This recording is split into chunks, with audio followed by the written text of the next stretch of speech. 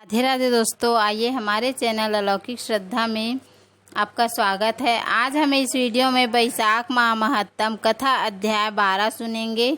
तो आइए शुरू करते हैं। इस अध्याय में हम जानेंगे तुलसी दल और अश्वत्थ की महिमा तथा वैशाख महात्म्य के संबंध में 3 प्रेतों के उद्धार की कथा। तो आइए शुरू करते हैं। ब्राह्मण ने पूछा, धर्मराज, वैशाख मास में प्रातः काल स्नान करके एकाग्रचित्त हुआ पुरुष भगवान माधव का पूजन किस प्रकार करे? आप इसकी विधि का वर्णन करें। धर्मराज ने कहा, ब्राह्मण, पत्तों की जितनी जातियां हैं उन सब में तुलसी भगवान विष्णु को अधिक प्रिय है। पुष्कर आदि जितने तीर्थ हैं, गंगा आदि जितनी नदियां हैं तथा वासुदेव आदि जो देवता हैं, वे सभी तुलसी दल में निवास करते हैं। अतः तुलसी सर्वदा और सब समय भगवान श्री विष्णु को प्रिय है। कमल और मालती का फूल छोड़कर तुलसी का पत्ता ग्रहण करें और उसके द्वारा भक्ति पूर्वक माधव की पूजा करें।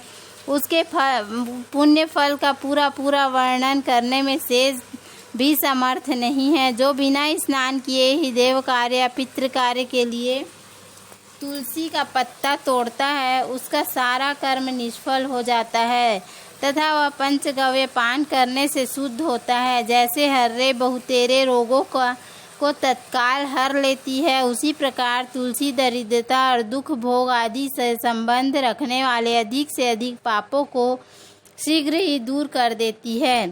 तुलसी काले रंग के पत्तों वाली हो या हरे रंग की, उसके द्वारा श्री मधुसूदन की पूजन करने से प्रत्येक मनुष्य, विशेषतः भगवान का भक्त, नर से नारायण हो जाता है। जो पूरे वैशाख मास तीनों संध्याओं के समय तुलसी दल से मधुवंता श्री हरि का पूजन करता है, उसका पुनः इस संसार में जन्म नहीं होता है। फूल और पत्तों के न मिलने पर अन्न आदि के द्वारा धान, गेहूं, चावल अथवा जौ के द्वारा भी सदा श्री हरि का पूजन करें। तत्पश्चात सर्वदेवमय भगवान विष्णु की प्रदक्षिणा करें। इसके बाद देवताओं, मनुष्यों, पितरों तथा चराचर जगत का तर्पण करना चाहिए। पीपल को जल देने से दरिद्रता, कालकर्णी, एक तरह का रोग, दुख, स्वप्न, दुश्चिंता तथा संपूर्ण दुख नष्ट हो जाते हैं। जो बुद्धिमान पीपल के पेड़ की पूजा करता है, उसने अपने पितरों को तृप्त कर दिया, भगवान विष्णु की आराधना कर ली तथा संपूर्ण ग्रहों का भी पूजन कर लिया। अष्टांग योग का साधन स्नान करके पीपल के वृक्ष का सिंचन तथा श्री गोविंद का पूजन करने से मनुष्य कभी दुर्गति को प्राप्त नहीं होता।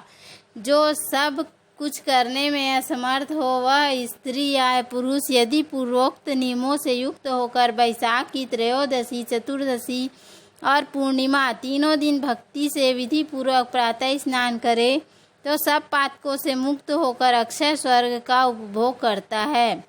जो वैशाख मास में प्रसन्नता के साथ भक्ति पूर्वक ब्राह्मणों को भोजन कराता है तथा 3 रात तक प्रातः काल एक बार भी स्नान करके संयम और शौच का पालन करते हुए श्वेत या काले तिलों को मधु में मिलाकर 12 ब्राह्मणों को दान देता है और उन्हीं के द्वारा स्वस्ति वाचन कराता है तथा मुझ पर धर्मराज प्रसन्न हो, इस उद्देश्य के से देवताओं और पितरों का तर्पण करता है, उसके जीवन के भर के लिए किए हुए पाप तत्काल नष्ट हो जाते हैं।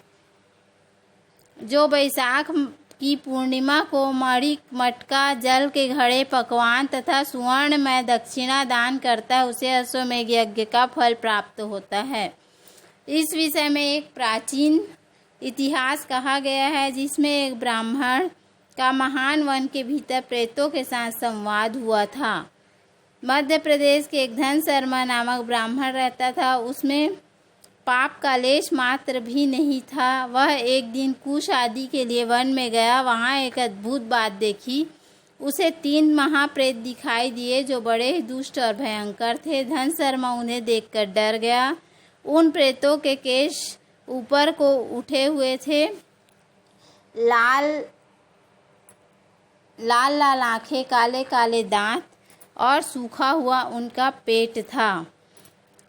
धन शर्मा ने पूछा, तुम लोग कौन हो? यह नारकी अवस्था तुम्हें कैसे प्राप्त हुई? मैं भय से आतुर और दुखी हूँ, दया का पात्र हूँ, मेरी रक्षा करो। मैं भगवान विष्णु का दास हूँ, मेरी रक्षा करने से भगवान तुम लोगों का कल्याण करेंगे। भगवान विष्णु ब्राह्मणों के हितैषी हैं, मुझ पर दया करने से वे तुम्हारे ऊपर संतुष्ट होंगे। श्री विष्णु का अलसी के पुष्प के समान श्याम वर्ण है, वे पीताम्बरधारी हैं, उनका नाम श्रवण करने मात्र से सब पापों का क्षय हो जाता है।